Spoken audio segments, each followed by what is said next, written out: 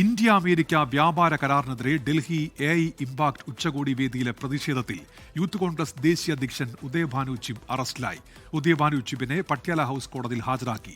Police 20 മണിക്കൂറോളം ചോദ്യം ചെയ്തിരുന്നു.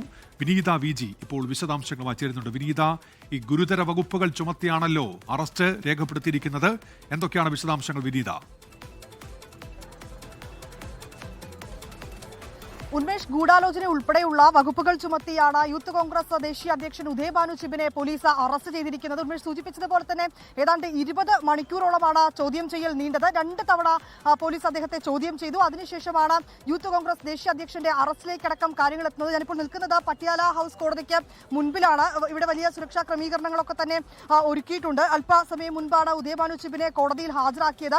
7 ദിവസത്തേക്ക് കസ്റ്റഡിയിൽ വേണമെന്നാണ് ഡൽഹി പോലീസ് ആവശ്യപ്പെട്ടിരിക്കുന്നത്. പക്ഷേ ഈ കസ്റ്റഡി ആവശ്യം പ്രതിഭാഗം വക്കീൽ എതിർക്കുകയാണ് ഉണ്ടായിരുന്നത്. ഈ കേസുമായി ബന്ധപ്പെട്ട് വളരെ കൃത്യമായി തന്നെ ഉദയഭാനു ചിബ് അന്വേഷണത്തോട് സഹകരിക്കുന്നുണ്ട് എന്നും ഈ ഘട്ടത്തിൽ ഈ കസ്റ്റഡി ആവശ്യമില്ല എന്നുമാണ് ഉദയഭാനു ചിബിന്റെ അഭിഭാഷകൻ കോടതിയെ അറിയിച്ചിട്ടുള്ളത്. ഒപ്പം തന്നെ സമാധാനപരമായിരുന്നു ഈ പ്രതിഷേധമെന്നും ഉദയഭാനു ചിബ് കോടതിയെ അറിയിച്ചിരിക്കുകയാണ്. പക്ഷേ ഇങ്ങനെ ഒരു പ്രതിഷേധം നടക്കുമ്പോൾ വിദേശ രാജ്യങ്ങളിൽ നിന്നടക്കം എത്തുന്ന അതിഥികൾ ഈ പരിപാടിയിൽ പങ്കെടുക്കുന്നുണ്ട്. അവർക്ക് മുൻപിൽ ഇത്തരമൊരു പ്രതിഷേധവുമായി മുന്നോട്ട് പോകുമ്പോൾ അത് മറ്റ് രാജ്യങ്ങൾക്കിടയിൽ ഇന്ത്യയെ താഴ്ത്തിക്കെട്ടുന്ന തരത്തിലുള്ള ഒരു നടപടിയാണെന്ന തരത്തിലാണ് ഡൽഹി പോലീസ് ഇക്കാര്യത്തിൽ കോടതിയിലൊരു വാദം മുന്നോട്ട് വെച്ചിരിക്കുന്നത്. ഇന്ന് ഉച്ചയ്ക്ക് 12:30 ഈ ജാമ്യാപേക്ഷയിലും ഉദയഭാനു ചിബിന്റെ ജാമ്യാപേക്ഷയിലും ഒപ്പം തന്നെ ഡൽഹി പോലീസ് നൽകിയിരിക്കുന്ന കസ്റ്റഡി അപേക്ഷയിലും കോടതി ഉത്തരവ് പറയുമെന്നാണ് അറിയിച്ചിരിക്കുന്നത്. ഇതിനോടകം തന്നെ യൂത്ത് കോൺഗ്രസ് പ്രവർത്തകരെ നേരത്തെ തന്നെ ഈ പ്രതിഷേധവുമൊക്കെയായി ബന്ധപ്പെട്ട പോലീസ് അറസ്റ്റ് ചെയ്തിട്ടുണ്ടായിരുന്നു. ഇവരെ വളരെ വിശദമായി ചോദ്യം ചെയ്യും. അതിന് പിന്നാലെയാണ് ഇപ്പോൾ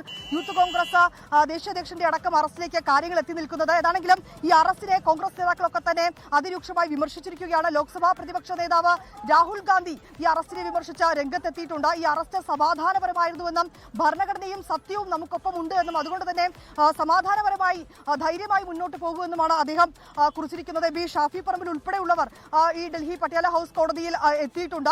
അവരും വലിയ രൂക്ഷമായിട്ടുള്ള വിമർശനം തന്നെയാണ് ഉന്നയിച്ചിരിക്കുന്നത്. അതായത് AI ഉച്ചകോടിയിൽ ഉണ്ടായിട്ടുള്ള അപാകതകൾ മറച്ചുവെക്കാനാണ് ഇങ്ങനെയൊരു അറസ്റ്റ് നാടകമെന്നാണ് യൂത്ത് കോൺഗ്രസ് നേതാക്കളും ഒക്കെ തന്നെ ഈ വിഷയത്തെ പ്രതികരിച്ചിരിക്കുന്നത്. ഏതാണെങ്കിലും അല്പസമയത്തിനകം തന്നെ കോടതി അദ്ദേഹത്തിന്റെ ജാമ്യാപേക്ഷയിലും ഒപ്പം തന്നെ പോലീസ് നൽകിയിരിക്കുന്ന കസ്റ്റഡി അപേക്ഷയിലും ഉത്തരവ് പറയും.